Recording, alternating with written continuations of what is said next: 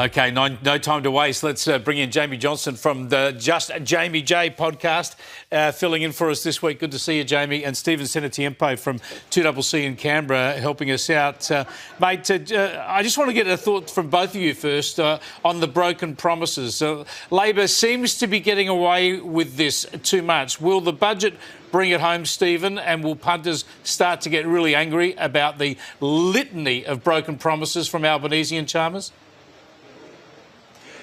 Maybe not immediately, but eventually when the effects start to kick in, of course. But look, as I've said several times on your program, Chris, this has become the hallmark of the Albanese government. They can't lay straight in bed.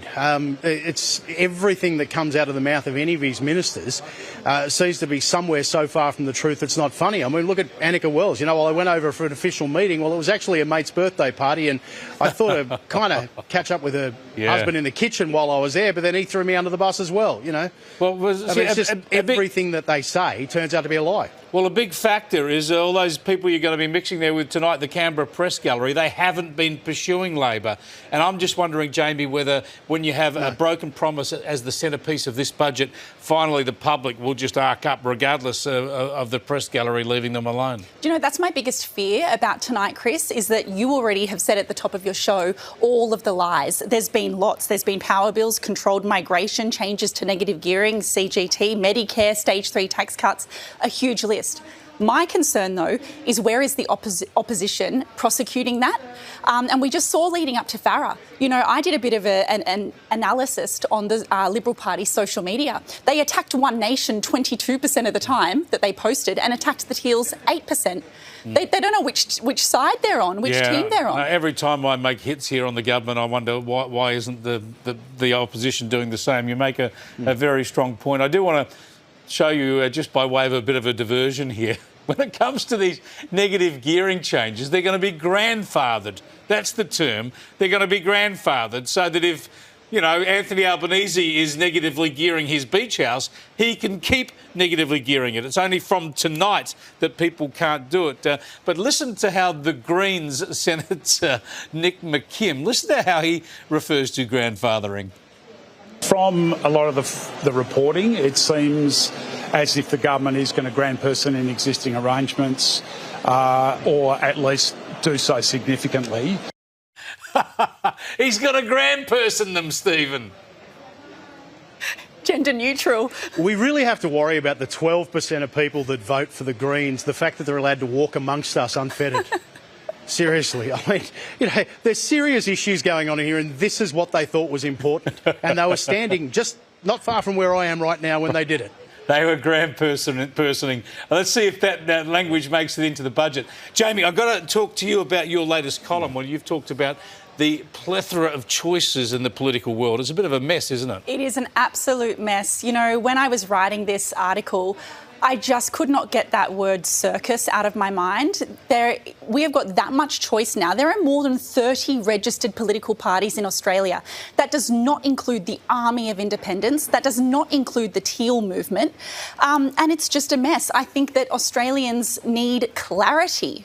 Yeah, I mean, it's everyone's right to form a political party, though. You're right. It's very messy and crowded filled. And Clive Palmer's still out there. Look at this. He's running ads in the newspapers and on television. Must be costing him a fortune. I don't know why, but here's one of them. Bring back billions of super, turbocharge the economy, abolish student debt, eliminate Australia's debt, increase pensions by 30%. newdeal.au, newdeal.au, newdeal.au.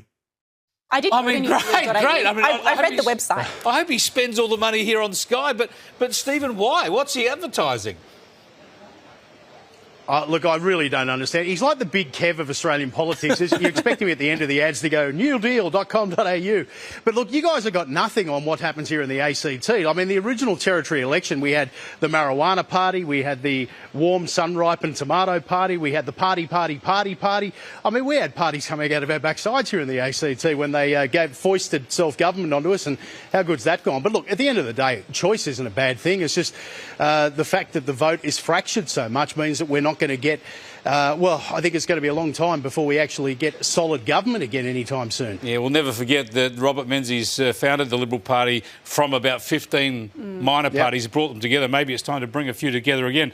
Now, just on One Nation, I've got to get your thoughts on this, Yeah, but Jamie. where's the Menzies, Chris? Yeah, where's the Menzies? There ain't no Menzies lurking around just at the moment. I want to show you, Jamie, what Malcolm Roberts said in the podcast. I think this is appalling and needs to be retracted. Let's have a look again. You asked me if I thought it was a false flag.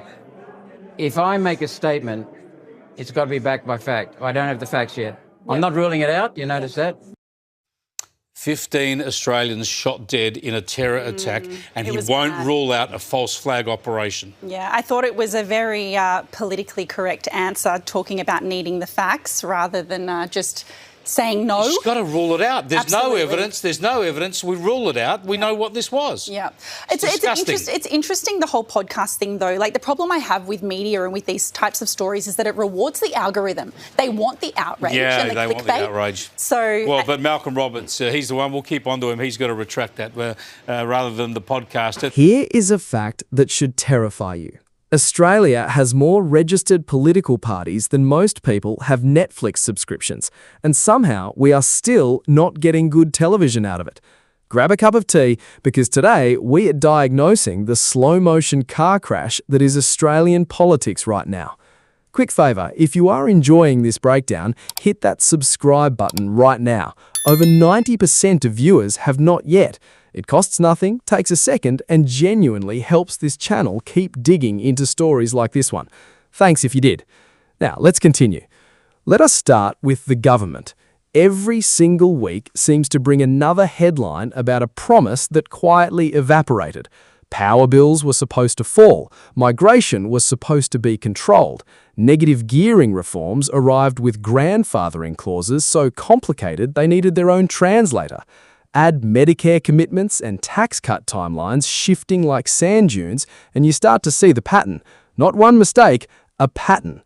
But before you start thinking the opposition is riding in to save the day, hold that thought, because this is where it gets even more interesting. The Liberal Party has had golden opportunities to prosecute these broken promises hard, and yet analysis of online conversation shows something strange. Far more attention flows toward One Nation and the Teals than toward the government actually making the decisions. That is not accountability. That is a political party accidentally hiding in plain sight. Now let us talk about the circus tent, because Australian politics has become a genuine spectacle. Over 30 registered parties are fighting for attention, alongside a wave of independents and colourful minor players. Clive Palmer runs advertising campaigns promising to erase national debt and abolish student loans, with the confidence of a market stall selling miracle cream. Meanwhile, satire writes itself when parody parties pop up faster than pop-up shops. Every one of these fractures the vote a little more, and every fracture makes stable governing that much harder. Here's where things turn serious for a moment. When a public figure gets asked directly about a terrorist attack that killed 15 Australians and dodges instead of condemning it clearly, that is not clever positioning. That is a failure of basic leadership. Intellectual honesty means naming dysfunction directly, not hiding behind vague, cautious language dressed up as neutrality. And speaking of language, have you noticed how political speech has become a game of hollow buzzwords? Grand phrases that sound impressive but mean almost nothing once you actually unpack them. Add algorithm-driven media that rewards outrage over substance, and you get a system practically engineered to reward noise instead of truth. So, what is missing? Frankly, unifying leadership. Decades ago, figures like Robert Menzies managed to bring fractured political movements together under one coherent banner. Today, it feels like everyone is building their own tiny tent instead of one sturdy roof. This is not a call for nostalgia. It's a call for honesty, discipline, and leaders willing to say the uncomfortable thing clearly instead of dancing around it. Democracy doesn't get fixed with new slogans. It gets fixed the old-fashioned way, through truth-telling. Thank you so much for watching. Please feel free to drop your thoughts in the comments below. Catch you later.